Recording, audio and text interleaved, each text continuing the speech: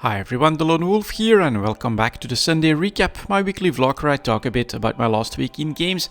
And as always, we'll start with EVE Online. I would say a pretty average week for me in EVE Online, focusing mostly on my daily routines, including of course doing the quest for the Paragon station every single day so that I can earn some more points and get a few more Alliance logos done. So I've got the Obelisk one, which is one of the most expensive ones because it is a capital ship, of course, but it's pretty cool. And I definitely need to plan a trip in the Obelisk because I want to see it out in space with the Alliance logo on. Not sure if I even have a cool skin for the Obelisk, but we will figure that out. I basically still have quite a few ores and minerals to move to Jeddah, which is definitely something that I'm planning to do as well because Tritanium went up in price quite a bit yet again. So for Isaac miners, I think this is a very interesting period. You can definitely sell most of your Tritanium, most of your Pyrite at the moment.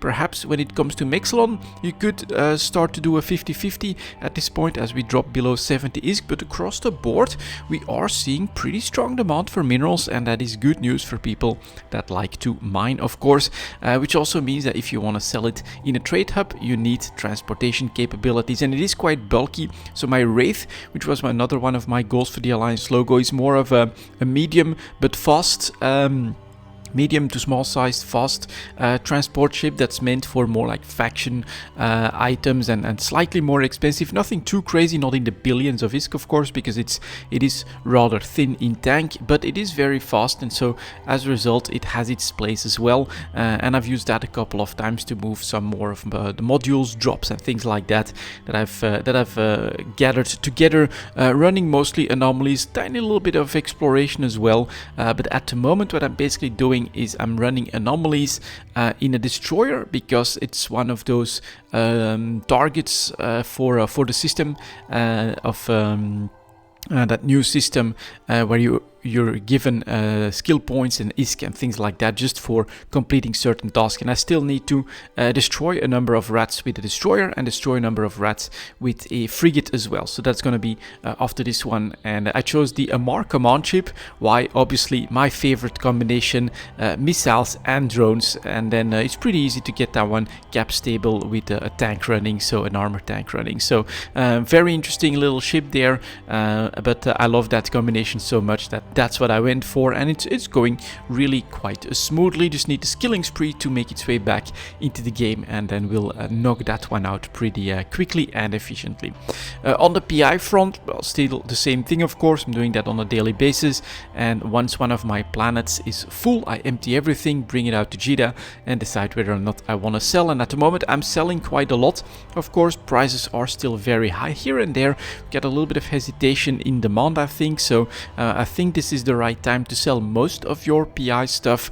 On the one hand, you know, especially for the easier to make stuff, I would say, but for specialized ones, I'm still on the lookout for that 100k on some of the specialized materials, especially the one tied to fuels, because you can make that on one planet. And this is maybe something, if we get to that point where across the board specialized PI materials can get back to 100k a piece, then I think we're in line with a 10k for the other ones, for the tier below that.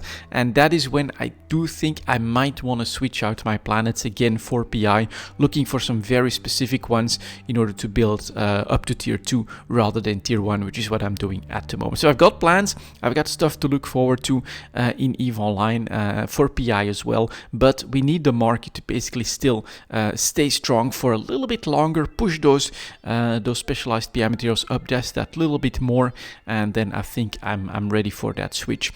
Another thing, of course, are the blueprint copies. I must say very disappointed because I got the carrier run done this week, and prices are very, very low. So Dreadnought's doing way better than carriers. In fact, one of the carriers, compared to producing it in an NPC station, is selling at a loss. So I did not sell at a loss. I went up a little bit, but I'm like 10th, 15th or something like that when it comes to sorting by cheapest, and so it could take a while for these carrier BPCs to actually sell. Yeah, basically it's gonna be freighters, orcas, and then dreadnoughts for now, and perhaps I will also move in a few blueprints from structures in order to take a look at that market in Jeddah. But yeah, carriers not doing well at all.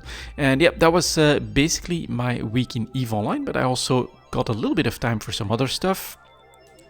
And so I decided to make a character for Delirium Everywhere, which is the last event that GGG ran in Path of Exile. And I went for an idea that I was playing around with while doing some of the other events as well.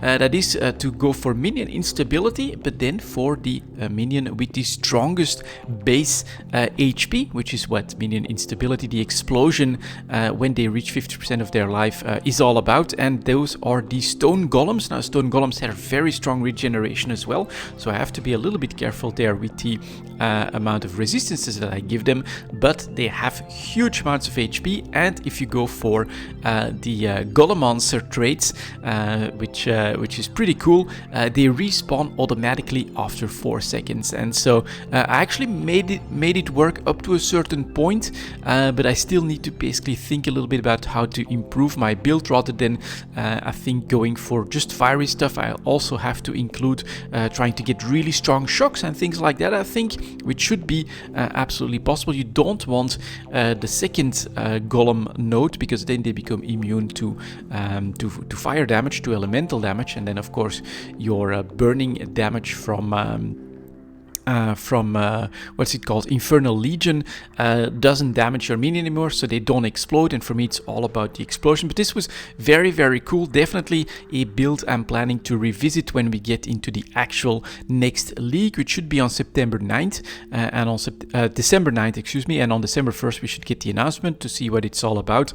But I really did notice how those explosions from those golems are way, way bigger than, for instance, the Summon Raging Spirit or the Skeletons. Their base HP is that much lower. It's like 4 or 5 times more. It's pretty damn impressive, and then they're completely automatic. So if I feel like it's a dangerous situation, all I have to do is just walk around, wait for 4 seconds, my guys will respawn, and then a few seconds later they'll explode, clearing everything around them. Add a little bit of AoE and it works really well. A couple of bosses I also noticed just like melted down on a few explosions from those minions. I think it has a chance to crit as well when you go with certain nodes and things like that. So it's very, very cool. I think it's very powerful, and it's completely automated, which I absolutely love. So that's something that I tried out. I think there is potential there. Unfortunately, I took a look and I went with the Shaper of Flames, I think, hoping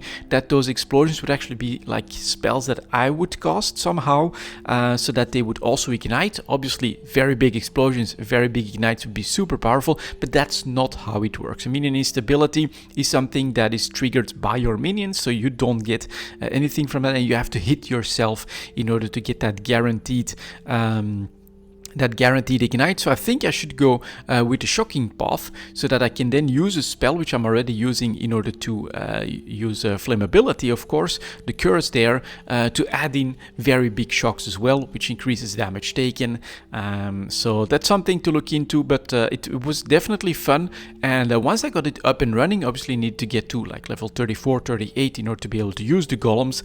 But then I did feel like, all right, this has damage, but this has also that survivability through the complete automation of the system, the respawning of my stone golems, and then just a few seconds later, blam, they explode. Try to time your summonings a little bit, and then you can basically always have at least a stone golem up there that's also burning everything around him. It was a lot of fun. It was, in my opinion, pretty cool, and yeah, I'm also starting to think a little bit about some other potential builds that I want to try for the next league, and then I'm eagerly awaiting what GGG will announce for the league. Looks like they're gonna make the rare mobs and things like that a little bit easier, so overall should be a pretty good time. And that was my last week in games, guys. Thank you very much for watching, and I'll see you all next time.